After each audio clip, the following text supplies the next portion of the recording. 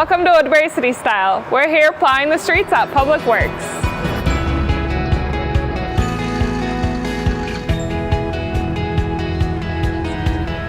Every winter, the Woodbury Streets Division gets in their plow trucks in the early mornings and plows the streets of Woodbury. Joining us now is one of those plow drivers, Deb Harrison. Hi, Deb. Hey, Emma. How's it going? Good. So, how did you get into the Streets Division?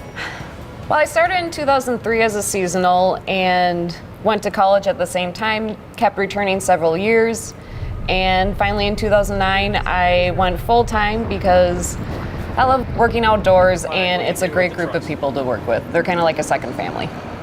So what is your favorite part of driving the plow truck? Making an impact on the community and helping people get where they need to go. It's also pretty fun when people notice that there's a girl driving a plow truck. Some of the reactions. Yeah, that's awesome. So speaking of big trucks, do you share trucks or do you each have your own? We have designated trucks. It helps us to get familiar with each specific truck and then also gives a sense of ownership for each driver for the truck. So does each driver of the truck have their own plow route? Yep, we do. We have 18 drivers and 18 routes plus a loader route for some of the cul-de-sacs and areas that we can't get into in the city just because of the design or the shape of them. We have designated routes just so you get familiar with every street, and it helps with the residents too that they start to notice maybe a trend or a pattern with that driver on how they do their route. So how long does it typically take each driver to complete their route? We have a policy that the entire city will be plowed within 8 hours. The 8-hour goal is a part of our snow and ice control performance measures, and we have met that for the past several years. So how much snow has to fall for you and the crew to go out and start plowing? Good question, and that depends on the weather. Typically, our bottom line is that we want to create safe roads for winter travel. So if it's freezing rain or drizzle, we go out as soon as we can and as soon as possible. We have 2 different types of roads in our plow routes that are designated for different maintenance. Our priority roads, which are our main collector roads, get treated at a higher priority because of the usage than a residential. So what can residents do to make the job of the plow driver a little bit easier? By following city ordinances, there's a no parking ban on the city streets in the wintertime from 2 a.m. to 6 a.m. And also by keeping your trash cans behind the curb. Also, another ordinance is not pushing snow across the road or into the bulbs of the cul-de-sac where we use it for snow storage. We are trying our best to clear the roads in a timely and safe manner, so just patience is appreciated. Thanks, Deb. Thanks, Emma. There are exciting things coming up in Woodbury this winter. Jason Egerstrom has that and more in our Woodbury Update. Thanks, Emma. Mayor Mary Giuliani Stevens will be holding her annual State of the City address at 1 p.m. on February 24th at Central Park. She will discuss the present state of Woodbury and where the city is headed in the future. There will also be a question and answer session at the end. The event is free and will be followed by a concert by the Woodbury High School Choir. The City of Woodbury is currently accepting nominations for the 10th Annual Environmental Excellence Awards. These awards recognize businesses, nonprofits, schools, or residents that contribute to making Woodbury a more sustainable community. Applicants can nominate themselves or others. Award categories include green building, waste reduction and recycling, renewable energy, education, and more. Nominations are due at City Hall by March 1st. Forms can be found on the city's website or at City Hall. The city has appointed 16 citizens to 4 of the City Council's advisory boards. The Audit and Investment Commission reappointed 2 members and added 2 new members. The Economic Development Commission welcomed 3 new members and 2 were reappointed. The Planning Commission reappointed 1 new member while adding 2 new members and welcoming 2 new student positions. Joining the Parks and Natural Resources Commission are 2 new student positions. These commissions meet on a monthly basis and members began serving their terms earlier this month. This year, the city is planning on expanding the Public Works and Parks maintenance buildings on Tower Drive. The proposed project will involve replacing the 50-year-old Parks building with a new facility that will house the city's current service vehicles and the Fleet Services Division. The plan will also add 53,000 square feet to the existing Public Works building. The space also will be remodeled to accommodate this growing division. The public is invited to learn more about these projects during an open house on February 20th at Eagle Valley Golf Course from 6:30 to 8 p.m. Minnesota's extremely cold weather can sometimes freeze residential water pipes and water meters. One way to prevent this from happening is to check your fresh air intake on the furnace and make sure it's not blowing directly on the water meter. If you notice that there is a problem, do not close off the intake. Instead, place the hose into a large bucket or curve it up away from the water meter or any pipes. If you continue to have problems with frozen pipes, please contact the Public Works Utilities Division. If you are a dog owner, we want to remind you that dog licenses must be renewed for 2018. Licenses cost $10 for dogs that have been spayed or neutered and $18 for dogs that have not. Dogs 6 months or older are required to be licensed with the city, and only licensed dogs are allowed to use Andy's Bark Park, the city's off-leash dog park.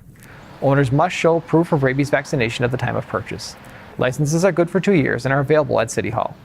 Residents are asked not to park on city streets between 2 and 6 a.m. and anytime 2 or more inches of snow have accumulated to allow plow drivers to completely clear the street. Questions about winter parking regulations or snow removal procedures can be directed to the Public Works Department. Residents also are required to clear snow and ice from public walkways within 12 hours after a snowstorm. We would also like to encourage residents to adopt a nearby fire hydrant and keep it clear of snow.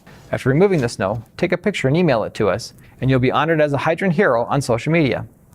Thin ice and areas of open water are found all winter long on Battle Creek and Colby Lakes due to aeration systems operated by the city. These systems oxygenate the water, which keeps the lake fish alive. Thin ice signs are posted as a warning to keep off the ice. The aeration systems will operate until the ice thaws out. And finally, the polar plunge is returning to Woodbury. On February 10th, hundreds are expected to jump through a hole into the ice into Carver Lake to support Special Olympics Minnesota. Teams are now forming and raising money for the event. Go to plungemn.org to sign up. That's it for your city update. Now back to Emma at Public Works. Thanks, Jason. So Deb, we know that Minnesota's weather can be a little unpredictable. So how do you know when there's a winter storm coming?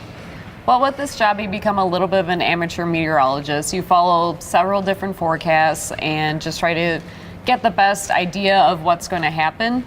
So when it gets icy, how do you prepare the roads to kind of melt that ice and make it more safe for drivers? Well, we started last year with an anti-ice unit that we use for bridge decks and trouble spot areas that we can use to pre-treat the roads before the event happens to give a little bit of safer road conditions before we can get out there with bigger trucks. Can you explain to me kind of how that breaks down the ice or melts it? We use either a salt brine or calcium chloride depending on the temperatures of the road. It allows the product to be applied to the road directly and it stays on the road longer than if we would pre-treat it with salt rock. So is that kind of those white stripes that I see down the road sometimes? Exactly what those are. There's gaps left in the product where there's bare spots. It becomes really slippery if it would be shot as a spray. So how do you proportion and manage the amount of salt you use on the roads? Well, when we order salt, we order about 3,000 tons a year, and that's based on a 5-year average. In the past few years, there's been a big push to limit the quantity of salt that you use while treating roads because of the negative impact that salt has on the environment. So we've done our best to lower the quantity of salt we need to treat the road. Also, we've been plowing the roads more, and that helps reduce the use of salt too. So when we don't have a winter that has a lot of snowfall, what are the other things that you do? There's always enough around to keep us busy. Maintenance is a big part of our winter projects, and also we do tree trimming and removals of the city-owned boulevard trees, along with tree and brush removal around stormwater structures and ponds.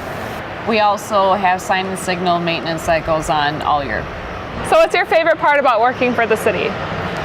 Working for a well-known progressive city, and also the tangible impact that we have doing the variety of tasks in the street division. Well, thanks, Deb. Thank you. I hope we can go for a ride soon. For sure. I'm looking forward to that. Oh, for sure. We'll be right back with more Woodbury Citystyle after this.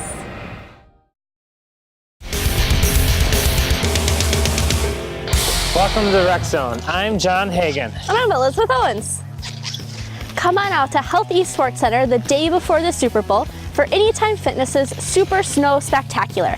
This free family event will feature activities like bubble hockey on ice, tricycle races, sled bowling, food trucks, and more. After all of that, stick around for the Celebrity Sweat Celebrity Flag Football Challenge, taking place inside the Fieldhouse at 1 p.m. All the Super Bowl style fun begins at 10 a.m. on Saturday, February 3rd. Kid Create Studios will be presenting a Valentine's Day craft party.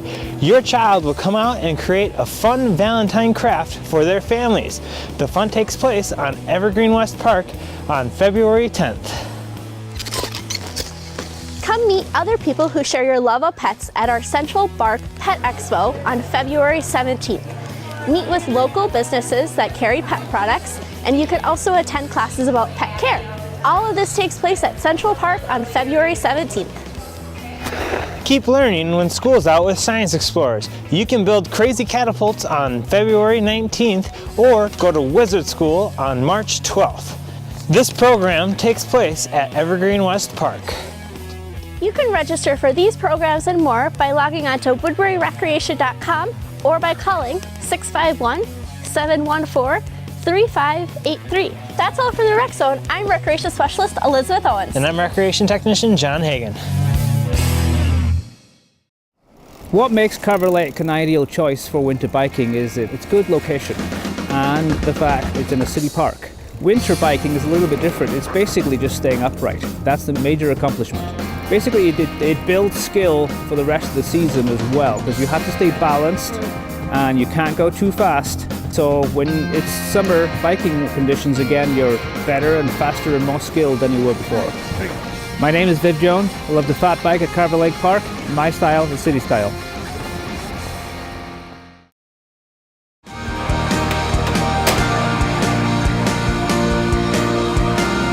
Welcome back to Public Works. These plow trucks use a lot of technology to make clearing the roads as efficient as possible. Let's take a closer look at how these machines operate. Hi, I'm Brad Metcalf, Streets lead worker for the City of Woodbury, and we're going to go over our plow trucks today. These are Mack dump trucks that we have built by Towmaster. These are the same dump trucks we use in the summertime for asphalt maintenance, paving operations. They are a dual-use truck. They have falls, plow, and wing assemblies on them. The front plow is put on by pulling into the front plow, and then it's connected by two dogs that mount the front plow to the truck. The wing is bolted on in the beginning of the season. The wing will stay attached through the full season, where the plow, if we need to, can be taken off. We typically try to have all of our trucks ready by mid-October, early November. We actually have a 16-foot plowing width, so we're able to do our normal residential street with just 2 passes of the roadway. Everything's hydraulically controlled. We were able to lift up everything separately as far as the front plow, swivel the front plow, the wing up and down, extend out. There's a lot of hydraulic moving parts in this system. We also have rubber cutting edges now. The blade actually floats in a little bit of rubber, making it quieter and also helping conform to the road so we plow the road better. Operating the plow can be pretty easy after years of experience. Let me show you how it works. So this is the interior of one of our new plow trucks. This is a 2018 truck. It has new features for tracking salt usage.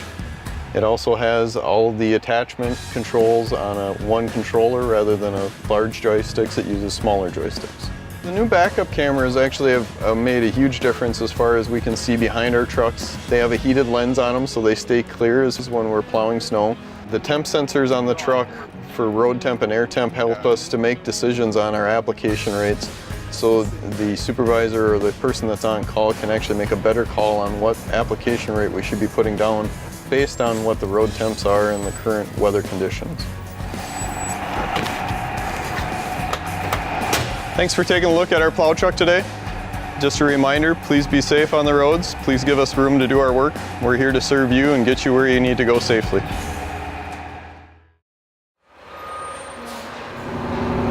So it's 2 a.m., you get the call to come in. Yep. So what is it like to roll out of bed and... It's definitely an adjustment. Usually if you know there's going to be a possible call, you know, get your clothes ready, your lunch ready, but still not the easiest wake-up call in the world. So I could see how plowing in the early morning hours would be kind of relaxing in a sense. Yeah, it is. Kind of settle in and listen to the radio, or... I know a lot of people enjoy plowing in the morning, the early mornings. just because there's not as much traffic, you can get a better flow, catch up with. If you're doing gang plowing, it's just easier. So what is gang plowing? Gang plowing is when you're plowing a road with multiple plow trucks. Okay. For example, on Bielenberg, Tamarack, there's 4 trucks on those roads. So the plow, you can wiggle more and shoot off to the left if you need. Typically, good rule of thumb is everything goes from the left to the right. Okay. The wing has 2 where you have your extension. Typically you drop the heel first and then you can drop the toe. Okay. The last joystick is meant for the box. So when we're plowing, we typically have it half up just so it helps feed the salt to the back of it. Okay. I guess that is one of the bigger adjustments you have to remember is your size when you do turns. Yep. So when you make right turns, you swing out wider than you actually think because of the plow. So typically you have to turn your plow to, in a sense, make yourself smaller, be able to stay in your lane. Okay. This is a nice parking spot right here. I mean, it makes sense with everything else we do, along with our routes being designated, our trucks being designated, our spots are also designated, so you know when you come in at 2 o'clock in the morning all sleepy, you know exactly where you have to walk. Yep. Well, thanks for the ride, Deb. No problem. Say, have you ever been out to Carver Lake Park? Yeah, we've done maintenance out there. Well, speaking of Carver Lake Park, the Cold Catfish Cup was recently held out there. We stopped by and caught some of the action. 6 years ago, the creators of the Carver Lake Park Off-Road Bike Trail were looking for an event to promote the new trail. They found a unique partner in the Angry Catfish Bicycle Shop and Coffee Bar and created the Cold Catfish Cup. I mean, the first year, you just kind of hope that there's enough people to make it viable. And then as it grows, it's fun to hear how things are changing and developing still. The first year was 2012, and thanks to dedicated organizers, fat bikes have been coming to challenge the winter course ever since. The event now features hundreds of riders, with new ones signing up every year. After several years behind the scenes, one of this year's new racers is race founder Porter Million. This is the first time I've gotten to race this race since it was started, because I've always been on the other side of the tape. We're helping set up and helping with running the logistics part of it or setting course, and I'm excited to just ride it. It's a really fun course and it's a really fun trail and great people running everything, great trail crew that's setting everything up, and so I'm just looking for fun. You know, not coming last. And with that goal in mind, he quickly takes his place at the starting line, and after a quick count to 3, more than 100 riders are off on the 15-mile, 3-lap race. Just riding for fun makes for a relaxing experience. For Porter, it's about finding a good friend and having a long conversation about many topics. Spending the next hour and a half discussing the trail. There's always that one part of the lap where it's deceivingly long climb. It's not real steep. Places in Utah that they have ridden. Kind of like, oh, you rode the notch at Pork Rim? Sure. I rode it one year when we got let off with a big group, and I didn't even realize that's what it was. Where other friends are at. See, just getting on the lake. And strategies for the final lap. Hammered on lap 3. For racers like Porter, the Catfish Cup is about camaraderie among friends and the freedom to enjoy a winter's day. If you find somebody that fits really well to ride with, then it just makes it that much more enjoyable. Always winning, always winning. However, as the race nears its completion, the friendly competitive nature kicks in, and it's a race to the finish. Oh yeah! Come on, Porter! I didn't think you were gonna do it. Well, you started speeding up and I'm like, oh crap. That was a good ride, bud. Riding the Cold Catfish Cup has always been about fun in the outdoors. It's an event that leaves both the competitive and casual rider feeling fantastic. I feel good, except my legs, my quads are a little bit tight. So, but yeah, a lot of fun. Smiling. This is what shows it all right there. Thanks to everyone who came out and supported this year's race. The Utilities Division here at Public Works helps manage the city's water supply. Mayor Giuliani-Stevens talks about water quality in her Mayor's Memo. The state of Minnesota has filed a lawsuit against 3M Company over perfluorochemicals, or PFCs, found in the water system in some East Metro communities, which includes Woodbury. We've been monitoring this issue closely and have been providing updates to the public since the early 2000s. PFCs were made by several companies and were found in numerous household and industrial products. The 3M Company made PFCs in its Cottage Grove plant for many years, ceasing production in 2002. The waste products from these chemicals were disposed of in several landfills in Washington County, including Lake Elmo, Oakdale, and in southern Woodbury near Woodbury Drive. The Minnesota Pollution Control Agency has tested Woodbury's wells regularly since 2004. From 2007 to 2016, Woodbury's wells tested well below the health risk levels established by the Minnesota Department of Health. However, in 2017, the MDH established new risk levels, reducing the acceptable number of PFCs even further. The new scale discovered that PFCs in 5 of Woodbury's 19 wells exceeded the new Department of Health standard. In response to this new information, our Utilities Division implemented changes to our water system immediately. Recent studies by the Minnesota Department of Health indicate that by the time Woodbury's water is reaching faucets, the amount of PFCs is under the new guideline and is safe to drink. Our highest priority is the health and safety of our residents. We will continue to work with the Health Department to monitor the water while exploring solutions to fully restore the 5 affected wells to their full potential. We will work closely with public health officials in protecting and informing residents. Residents with private wells are encouraged to contact the Minnesota Department of Health and have their wells tested. For more information about PFCs, visit the Minnesota Department of Health website, and you can find that link on the city's website. We will continue to be diligent with updates about Woodbury's water supply and PFCs and continue to ensure the safety of our water supply. Thank you. Thanks, Mary. We had a great time hanging out here at Public Works. Thanks for watching this edition of Woodbury Citystyle. We'll see you next time.